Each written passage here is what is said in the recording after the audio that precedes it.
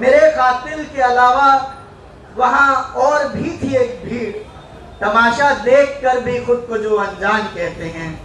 तो वो यूनिवर्सिटी से जो हुआ था 2-3 घंटे पहले उसकी निशानियां मिटा रहे थे, शेल्स उठा रहे थे, गेस्ट हाउस के पास खून पड़ा था, 2 घंटे बाद हम आए तो वो गायब हो चुका था। और लाइब्रेरी से और हॉस्टल के सामने से स्टूडेंट्स की बाइक्स को उठाकर एक ट्रक में डाल रहे थे, विच वी लेटर फाउंड के उन बाइक्स को यूज़ करके स्टूडेंट्स को नोटिस भेजे गए और उनको चार्जशीट किया गया। एनीवे, अलीगढ़ में भी जैसा जामिया में हो रहा था, 10 तारीख से प्रोटेस्ट शुरू हो चुका था and huge protest were happening on 13th। Actually 10,000 students had turned up for a protest and they were regularly happening at the university's main gate completely peacefully. There was no incidents of violence. 15 की रात में जैसे ही जामिया के violence की खबरें आने लगी तो लाइब्रेरी कैंटीन से यूनिवर्सिटी गेट तक जो यूजुअल प्रोटेस्ट रूट और प्रोटेस्ट साइट है, as happens in our rituals of protest and democracy, उस यूजुअल रूट से सॉलिडारिटी शो करने के लिए स्टूडेंट्स निकले। बट उस दिन यूनिवर्सिटी सर्कल जो गेट से मुश्किल से 1 किलोमीटर दूर है, उस पे भारी आरएएफ का एक कंटिंजेंट मौजूद था। 8 बजे तक एक फुल ब्लोन लाठीचार्ज हो चुका था। ऑफ कोर्स लाठीचार्ज के फोर्स में students dispersed, but the RAF barged into the campus. It not just came into the campus, it chased the students. वो गए गेस्ट हाउस के अंदर हॉल में और बाथरूम में जाके उन्होंने दरवाजे तोड़े, स्टूडेंट्स को निकाला। वहाँ पे एक पॉइंट पे एक्चुअली गेट से आप आधा किलोमीटर दूर जाएंगे, एक चौराहा है, वहाँ कुछ स्टूडेंट्स जो ब्रूटैलिटी थी पुलिस की उसे देख के सफ़ेद रुमाल हिलाने लगे और बोलने लगे कि हम सरेंडर कर रहे हैं, हम जा रहे हैं, आप प्लीज़ हमें छोड़ दीजिए। उसके बाद भी पुलिस ने उन्हें चेज़ किया और चेज़ करके एक हॉस्टल है मॉरिसन कोर्ट का, उसमें I mean a lot of incidents happen. But वो जो इंसिडेंट है आपके सामने बताना बहुत ज़रूरी है। उस हॉस्टल में पुलिस को देख के ज़ाहिर बच्चे अपने कमरों में छुप गए। उसके अंदर एक रूम नंबर 46 है जहाँ 3 स्टूडेंट्स पनाह ले रहे थे। आरएएफ के ऑफिसर्स अंदर घुसे, उन्होंने पहले दरवाज़ा पीटा, फिर उसकी खिड़की में छेद किया और उस बंद कमरे में टीयर गैस शेल फायर किया। ऑफ कोर्स वो स्टूडेंट्स मतलब एस्फिक्सिएट हुए, कमरे में आग लग गई और जैसे ही वो बाहर निकले उनको पीटना शुरू किया। उसमें से एक स्टूडेंट कश्मीरी था, उसे बाहर ले जाके उन्होंने पेड़ से बांधा और पेड़ से बांध के मारना शुरू किया। And this happened with a number of students जिनको डिटेन करके मारते हुए वैन में ले गए, पुलिस स्टेशन ले जाके कश्मीरी स्टूडेंट्स को खास करके पुलिस स्टेशन में मारा, गालियाँ, racialised slurs, that was all over. यही कहानी मतलब वायलेंस की दास्तान सुनाते जाना ये अपने आप में कोई चीज़ नहीं है, बट जो उस दिन हुआ एएमयू में वही कहानी जामिया में थी। कभी कभी याद भी हो जाता है और कभी भूल भी जाते हैं कि इस मूवमेंट में सबसे आगे बैरिकेड्स तोड़ते हुए, not just physical barricades but समाज की बैरिकेड्स को तोड़ते हुए जामिया की महिला छात्राएं थीं। उनको तालियां, जोर से तालियां, जो सरकार बेटी बचाओ बेटी पढ़ाओ के नारे देती है। अरे ये बेटियां पढ़ रही थी, ये बेटियां आगे बढ़ रही थी अपनी तालीम के बदौलत, और इन बेटियों ने वो हिम्मत दिखाई।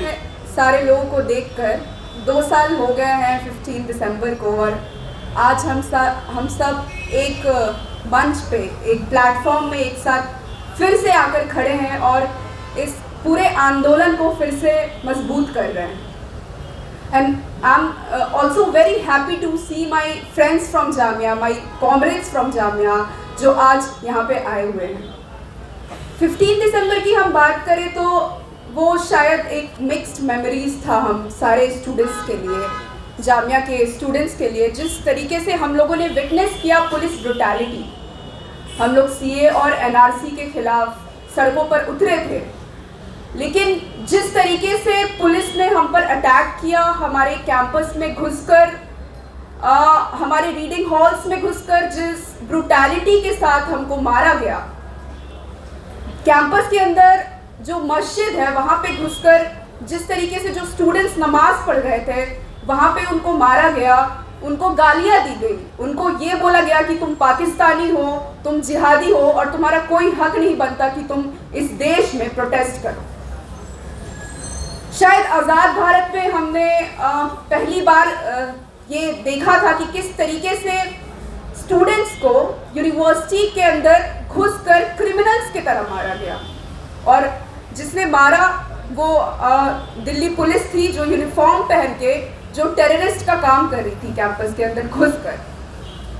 ये बात समझने की ज़रूरत है कि कैंपसेस में बहुत सारे कैंपसेस में प्रोटेस्ट होते हैं, जेडीयू में प्रोटेस्ट होते हैं, डीयू में प्रोटेस्ट होते हैं, लेकिन एक डिफरेंस ये हो जाता है कि वहाँ पे हम इस तरीके का ब्रूटैलिटी नहीं देखते हैं। जो वायलेंस हुआ था जामिया के अंदर वो समझने की ज़रूरत है कि वो बस इसीलिए नहीं हुआ था कि हम वहाँ पे प्रोटेस्ट कर रहे थे, वो इसीलिए भी हो रहा था कि यहाँ पे जो मुस्लिम स्टूडेंट्स हैं वो कैसे प्रोटेस्ट कर सकते हैं इस देश में, यहाँ के जो मुस्लिम महिलाएं हैं वो कैसे आवाज़ उठा सकती है इस ऐसे सरकार के खिलाफ जो एंटी मुस्लिम है, जो इस्लामोफोबिक है, जो फासिस्ट है, जो हम मुसलमानों को मार देना चाहता है। 15 दिसंबर को जो हुआ वो मैं कहना चाहती हूँ कि जामिया के जो भी स्टूडेंट्स थे उस दिन कैंपसेस के अंदर या प्रोटेस्ट में जो पार्ट थे वो विक्टिम्स नहीं थे, दे वर फाइटर्स, और वो अभी तक लड़ रहे हैं। हमारे साथ यहाँ पे सफूरा है, आसिफ तन्हा है, जो जेल में बहुत महीनों से बंद थे, लेकिन वो हम सबके साथ यहाँ पे मौजूद है और वो ये मैसेज दे रहे हैं कि आप हमारी आवाज़ को नहीं दबा सकते हैं। अगर आपको लगता है कि आप यूएपीए लगाकर, आप सेडिशन लगाकर, आप फर्जी केसों में हमें बंद कर देंगे, लेकिन हम चुप नहीं रहेंगे। पॉलिटिकल प्रिजनर्स की हम बात करते हैं तो बहुत दफ़ा हम लोग मिरान हैदर को भूल जाते हैं जो जामिया के पीएचडी स्कॉलर है, हम शिफाउर रहमान को भूल जाते हैं जो जामिया के एलुमनाई हैं, लेकिन बहुत ज़रूरी है ऐसे वक्त में उन लोगों को याद करना जो हमारे लिए, जो इस देश को बचाने के लिए जो लड़ाई लड़ रहे थे, उसको लड़ते हुए वो आज जेलों में बंद है। बहुत ज़रूरी है आज शर्जिल इमाम को याद करना जो उस चक्का जाम की बात कर रहा था, जिसके वजह से आज किसान आंदोलन ने उसी मॉडल पे प्रोटेस्ट किया और जो सरकार है वो झुकने पे मजबूर हो गई। बहुत ज़रूरी है आज उमर खालिद को याद करना जो गांधी की बात करते थे, जो कॉन्स्टिट्यूशन को हाथ में लेकर वो जंतर मंतर पे प्रोटेस्ट करते थे और आज वो जेलों के अंदर बंद है। मैं स्टेज से उन महिलाओं को सलाम करती हूँ, शाहीन बाग की दादियों को सलाम करती हूँ जो प्रोटेस्ट 15 को जो अटैक हुआ था उसके अगले ही दिन वो वहाँ पे बैठ गई और उन्होंने ये बोला कि जब तक ये कानून वापस नहीं होगा हम नहीं उठेंगे।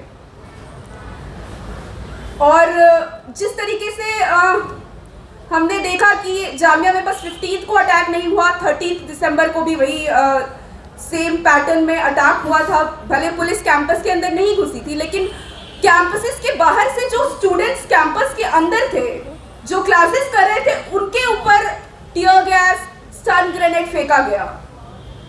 जो स्टूडेंट्स थे उनको उस दिन भी डिटेन किया गया था, उस दिन भी काफ़ी ब्रुटैलिटी के साथ मारपीट हुई थी स्टूडेंट्स पे। और उसके बाद फिर हमने देखा जो लास्ट ईयर पैंडेमिक हुआ उसके बाद भी ये जो अटैक था ये नहीं रुका। पूरे पैंडेमिक में जो लॉकडाउन चल रहा था उस दौरान जामिया के जितने भी स्टूडेंट्स थे जो एक्टिव थे प्रोटेस्ट में, उनको रोज़ कम से कम 2-4 स्टूडेंट्स को बुलाया जाता था, क्राइम ब्रांच उनको बुलाती थी और उनको इंटिमिडेट करती थी। यहाँ पे शायद ही कोई ऐसा स्टूडेंट्स रहा होगा जिनको क्राइम ब्रांच ने नहीं बुलाया होगा और इंटिमिडेट नहीं किया होगा। लेकिन मैं ये बात कहना चाहती हूँ कि ये जो संघर्ष है ये रुका नहीं है और ये तब तक चलता रहेगा जब तक हमारे जो दोस्त, हमारे जो कॉमरेड्स जो जेल में हैं अभी वो बाहर नहीं आ जाते हैं, जब तक ये CA NRC जो कानून है ये वापस नहीं हो जाता है और जब तक ये फासिस्ट सरकार इस देश से वापस नहीं चली जाती है, हम तब तक लड़ते रहेंगे। शुक्रिया। इनकलाब जिंदाबाद।